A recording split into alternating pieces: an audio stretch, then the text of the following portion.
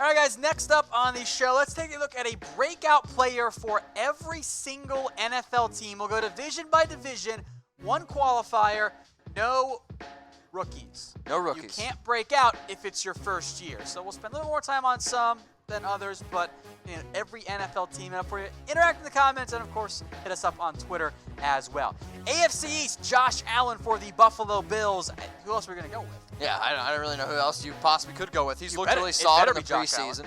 Yeah, it should be. He's looked really, really solid in the preseason. Now, sure, last year, if you look at his passing numbers alone, the 10 touchdowns and 12 interceptions, they're not great. The reason why, though, I'm really confident in Josh Allen is because I predict those numbers to be a little bit better.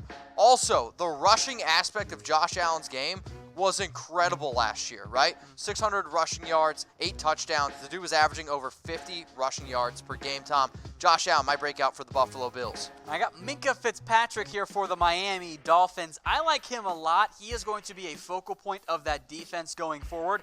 We'll see about Rashad Jones' long-term future. I'm a big fan of Fitzpatrick. I think this is the year he takes a step forward and really becomes, along with Howard and maybe a couple other guys on that defense, the focal points of this rebuilding process. I saw Fitzpatrick and Dolphins. I'll be honest, got a little bit excited. Not that one. Sorry. Let's go to the Jets. Rosen better. Sam Darnold, Thomas. We got Sam Darnold, another very talented second-year quarterback coming in for the New York Jets. I think he's looked pretty solid in the preseason. Adam Gase is the new head coach. You add Le'Veon Bell. They've had some extra weapons there also in the passing game. I'm expecting big things from Robbie Anderson. Look for Sam Darnold, the second-year quarterback, to take a big step forward. Yeah, Darnold's going to be a critical factor of that offense. And not only that, how far the Jets actually go. They're trying to build around him. If he doesn't take a step forward, though, well, then they're not going to make the playoffs. And in theory, the quarterback whisperer, Adam Gase, will help him out. No, please. Get out of here. All right, who's the better quarterback? Type D for Darnold, type A for Allen. Tom, this year only, okay? Let's just try to think of it as that. Who would you rather have, Sam Darnold or Josh Allen? If I'm ignoring their situations, give me Sam Darnold. Okay. But I will make note, I will actually not be that surprised if Josh Allen, in part because of his ability on the ground, actually outperforms Sam Darnold overall, because I like what the Bills have built around Josh Allen, even more than what the Jets have built around Sam Darnold.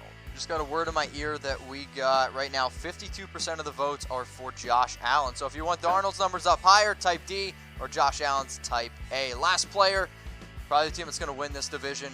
Josh Gordon. Oh, sorry. Yo, man, there was a part of me I was going to ask you, can we do Josh Gordon? No, he's already broken out. As for Isaiah Wynn, offensive lineman, I wanted to get one in here, because they are people too, unlike kickers, in the words of producer Alicia. For Isaiah Wynn, if he's healthy, he should be your left tackle, and he should be a key part of that offensive line as they replace Trent Brown, who's now with the Oakland Raiders. So we got Josh Allen, Minkah Fitzpatrick, Sam Darnold, Isaiah Wynn, our AFC East breakout player. So it's time to get in now to the AFC North. Tom, you're our Bengals guy. Carl Lawson, this might be cheating because he kind of had his big year as a first-year player. Well, the Bengals have so many choices. But it's part of the injury there because it's not Tyler Boyd, it's not Joe Mixon. Those guys already broke out.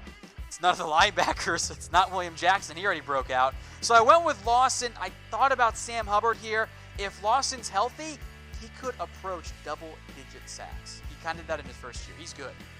He's good. I'll let you handle the Bengals there, Tom. All right, how about David Njoku for the Cleveland Browns? I love the talent standpoint from David Njoku. The real issue is going to be he might not light up the stat sheet this year, but I think he's going to really help that Browns offense move the football because you got OBJ, you got Jarvis Landry, you have Nick Chubb. David Njoku is a very, very talented piece, and Baker is going to rely on this guy because he's a big option, which is actually something that the Browns don't really have, especially in the red zone. Sure, OBJ's been a great receiver but he's in not terms big. of touchdowns, but he's not big. David Landry. Njoku, don't be surprised. David Njoku could have a very Eric Ebron-esque season where it's like around 60 catches, maybe even a little bit lower than that, and around double-digit touchdowns. This is a fun one, Tom. Lamar Jackson. Yeah, I'm on board with it. I mean, second-year quarterback. Think about this, right? Lamar Jackson last year, 147 carries on the ground. Lamar Jackson's production in the air needs to improve, but you have to let him throw it more. That's the biggest thing, and I think he is going to throw it more. We've seen more reports out there that he will chuck the football a little bit more, but 147 carries, Tom, that's the most by a quarterback in NFL history, and he didn't start playing until week 11. He averaged 43 rushing yards per game. Again, that's just based on the entire year. Lamar Jackson, You want to talk about fantasy production? Don't be surprised if he's a top 5 quarterback just based on the rushing. It's very fair. So is Lamar Jackson a franchise quarterback, Tom? I am pro Lamar Jackson. So I know that I would say rather quickly he went from he should be a first-round pick to he sucks. I feel like the narrative changed real quick last year for Lamar Jackson, which I found curious. I don't think the scheme last year did him any favors. I thought they were like, he's not going to throw the football. Got too predictable. But you have to throw the football. And I believe that Lamar Jackson can do that.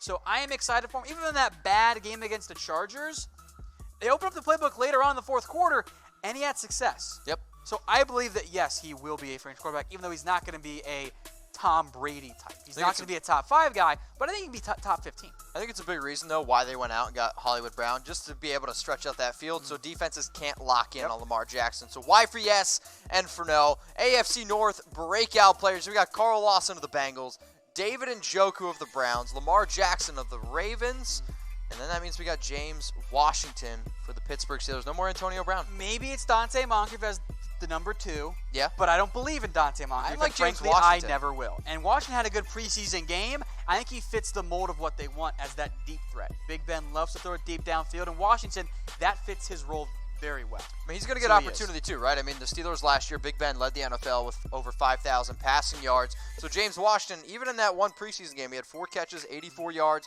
the touchdown. You see the upside in Washington. He's going to have a lot of targets. So, once again, James Washington, he is our breakout player for the Pittsburgh Steelers. We got the Bengals, the Browns, the Ravens, the Steelers. So now, Tom, the next division that we're heading to after we tell everyone to subscribe. There you go. This is me just jumping the notes a little bit too quick. Hey, it's my first day. Love the NFL. Subscribe to Chat Sports. The link is below. YouTube.com/ChatSportsTV. We're pumping out a whole bunch of content. You like NFL, NBA? We do some MLB as well. We got to get to 150K by week 1 of the season because when we do, we've been told here, we got some pretty awesome things that we need to be able to give away. So make sure you guys subscribe to Chat Sports. Click the link below. Let's get in now to the AFC South, Thomas. Malik Hooker of the Indianapolis Colts. I'll take this one from you because this is my dude. I thought you were going to say you love Hooker. I almost did, actually. I think about it. I loved him coming out of Ohio State. 3 interceptions, 7 games in 2017. Didn't get to play the same type of role. I think he is on track to being one of the best young safeties in the NFL. He's got incredible range. Injuries are the big concern with Malik Hooker. If he stays healthy for an entire season and then beyond, he's going to be an impact player. And then Jacksonville here, I like this pick, Mitchell. D.D. Westbrook. D.D., do you love me? See, here's the thing with D.D. No, that's the next one. You botched it. I actually didn't even realize that was the Totally next one. botched it. D.D. Westbrook, if he can get it done with Blake Bortles and all the other quarterback circus that they've had, I think he's going to be a lot better this year with Nick Foles. Now, this team still wants to be able to run the football, but I think D.D. Westbrook has shown since he's come out of Oklahoma that he's at least a pretty good football player. He's going to see some extra targets here, going to be the number 1. So I think if you're targeting a Jags receiver in fantasy, it's D.D. Westbrook. And as you alluded, Tom, Kiki, do you love me, Mitch? You set yourself up. To be honest, I totally forgot that Kiki was next. You picked him. I know, but I have a horrible memory, Tom. Can he stay healthy? That's the biggest thing. And Will Fuller, I guess. Could we put Will Fuller as a breakout? Yeah, he would have counted. He would have counted. Well, either way, Kiki on a great offense. That's why he's listed on here. Let's go to the Titans. Harold Landry, I'm a big fan of his. Liked him a lot. Again, coming out of Boston College. Titans need more pass rush. Landry's in position to be that really almost number 1 edge rusher this year. Maybe not a full-on 10-sack season. Can't say full-on. I just did. All right, and then I think. But beyond that, for Landry, if he can get 7 sacks this year, that's a really good step forward in year 2, and I think qualifies as a bit of a breakout, even if it's not a full-on breakout pitch. Full-on with 7 sacks. That sounds like a hell of a night with Malik Hooker, am I right? All right, who will win the AFC South? We want to know from you guys, Colts, Texans, Jags, or the Titans. Tom, let me know in the comments section. Or actually, you use your words. I'm going to go with the watching. Colts. You're going to go with the Colts? I got the Colts. Yeah? I am.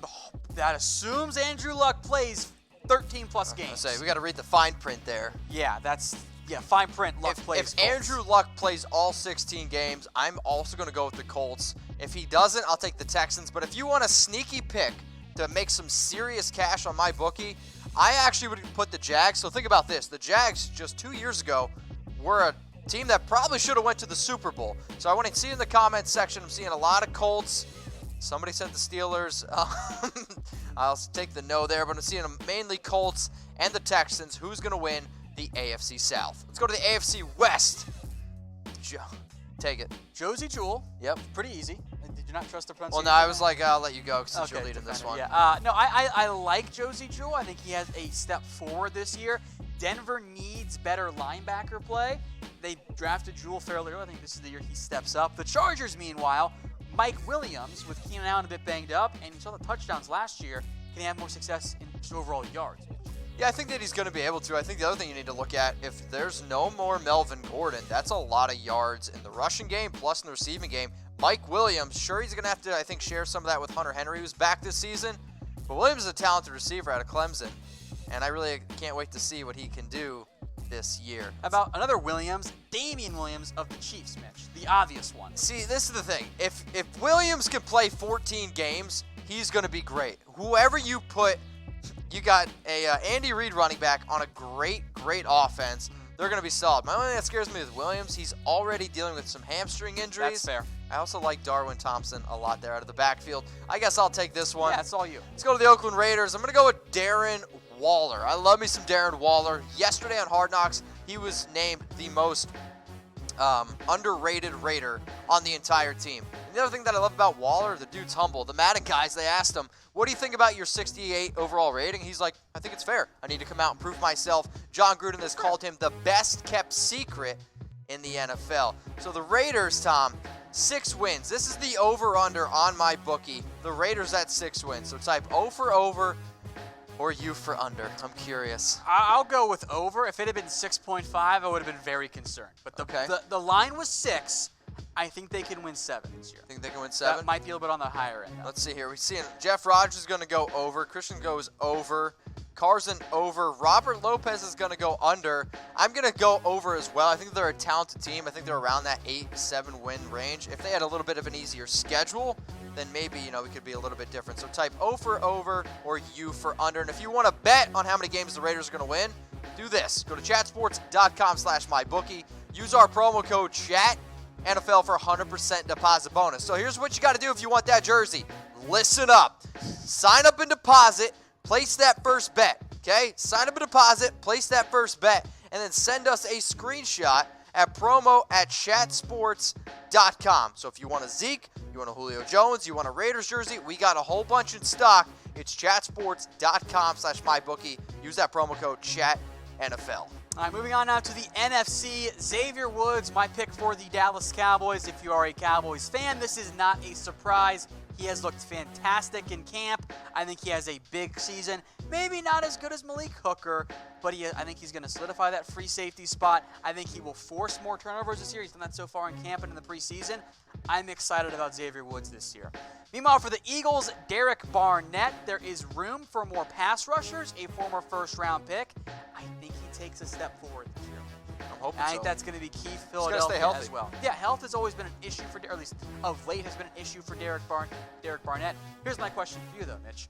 Who wins the NFC East? See, I'm still a believer that either the Cowboys are the team to beat, but also you consider the Eagles. But we want to know from everyone who's watching, Cowboys, Eagles, Redskins, or maybe the Giants? Well, the Giants pick, and I like this one, Evan Ingram. Love Evan. That's a perfect fit. Third-year tight end, going to have an opportunity to be the main guy. No more OBJ. Sterling Shepard's also there, but Golden Tate is also going to be suspended for 4 games. Evan Ingram, big things. He's my tight end that I target in every draft. Trey Quinn of the Washington Redskins now, Mitchell. We had to pick somebody. Originally, we had Darius Geis. He's battling some injuries. Here's the thing. Jay Gruden has backed up Trey Quinn all offseason, and he said that he's going to be the main slot receiver. If there's one thing that I know that Case Keenum likes, who I expect to be the starter at least week 1, me too. is he likes slot receivers. So Trey Quinn, that's the breakout guy. Let's go to the NFC North, Tom. The Chicago Bears, we've got Roquan Smith. You could even make an argument for other people. Again, Absolutely. Rookies do not count. Therefore, no David Montgomery, who's kind of got out of control in the hype train in fantasy. Oh, yeah. I think Roquan in year 2, look, he's behind Darius Leonard and Leighton Vander Esch. But he's a great player. I think he kind of catches up ground quite a bit on them this season. Totally agree. Let's go to Kerryon Johnson of the Lions. I like this player a lot. Too obvious? What? For Kerryon? On my wayward son? Well, no, I meant like for Breakout. I mean, sure. I mean, if you're like a loyal watcher, you'll know that we're probably going to go carry on and not anyone else from the Lions. But, hey, he's got a good opportunity to become the first running back since Reggie Bush and the Lions to get over 1,000 yards. If this is another player. If he can stay healthy, I think he gets it done. Question is, will he be healthy? He's had bumps and bruises throughout his NFL career. And speaking of injuries, Aaron Jones for the Packers, he's next up. I love Aaron Jones. I mean, he averaged 5.5 yards per carry the last 2 seasons. And, in fact, he's actually been the best running backs in terms of yards per touch on a good offense. Prime example. You can stay healthy, Aaron Jones, you're going to be a top 5 running back. Let's go to the Vikings. Yeah, Same thing. Complete the trifecta, running back Dalvin Cook with injury concerns. I mean, it's the same thing. Carry on Aaron Jones, Dalvin Cook, all super talented running backs. I think it's when you look at these breakout candidates, it's going to be a fun argument to really sit here and think who's going to be the best running back out of that group, because those 3 running backs are very talented. And then you want to just put a division that has all overall great running backs? Throw David Montgomery in there as well. Or Cohen if you want to go that route. Oh, yeah, hey, all about it, all about it. Let's go to the NFC South, Tom. A very obvious one here, Chris Godwin of the Buccaneers. Those targets for Adam Humphries, Deshaun Jackson, they're gone. Godwin, O.J. Howard, too, I think fits this mold. They're going to have their production uptick in a pretty notable way. For me, the best breakout candidate is Chris Godwin. He's my dude. Go and get him every the draft. Falcons, we went with Ito Smith, because someone's got to replace Tevin Coleman. Someone's got to replace Tevin Coleman, who's been productive. Now, here's the thing. I'm not really blown away on Ito Smith's talent, but I also am not confident that Devonta Freeman's totally healthy. Ito Smith, I think he can at least shoulder maybe 200, 250 touches. Okay. How about the Carolina Panthers? DJ Moore, the second-year player out of Maryland. DJ Moore, Curtis Samuel, another popular option. Good pick. Those 2 guys are hands down the easiest 2 to pick here when you look at the talent. Also, Cam Newton, that shoulder, I expect it to be a little bit healthier to be able to target his main guy, DJ Moore. Finally, in the NFC South, Marcus Davenport. I like his potential quite a bit. I thought this didn't have too much to get him. But, look, Alex Okafor is gone now. Davenport has to be more than a couple of sack guy this season. I think he can be. If he does, Saints defense is in much better shape than what they really kind of were last season. At times. Totally agree. Let's Not get bad now to our last division, the NFC West. Dante Pettis. The hype train has slowed down. Good. Are you concerned? Am I concerned about Pettis? No, I think he's going to be a solid receiver, but I think he's a receiver that gets like 750 yards. He's not going to be a receiver who just comes right in and is a 1,000-yard receiver. Now, Dante Pettis is a player who's got a lot of speed. I think he's going to be able to do a lot more for that team, and maybe that might not show up on the stat sheet. Another receiver, how about Christian Kirk of the Arizona Cardinals? I like this one. Fitzgerald getting older, and they're going to throw it more than they did last year. They better. More plays overall. Let's go to the Rams. Got Gerald Everett. I went with the tight end here simply because I think that they're going to pass the ball a little bit more, and they might actually look to pass in the red zone more. And I think you could see a scenario as well where they try and limit Cooper Kupp a little bit more just because of his injuries. Yep. And you say, okay, let's take it easy here on Kupp, give more targets to Everett. And then finally, the Seattle Seahawks. I went with Rasheem Green. I didn't have a great pick. They're pretty much a pretty established franchise overall.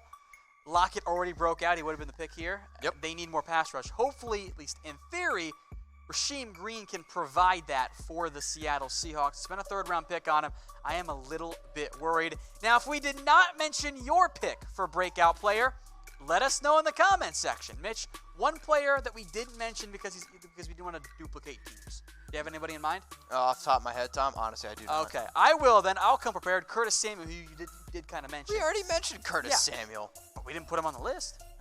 Making a list, checking it twice. Name a breakout player. Comment below if you're watching on YouTube or if you're watching on Facebook.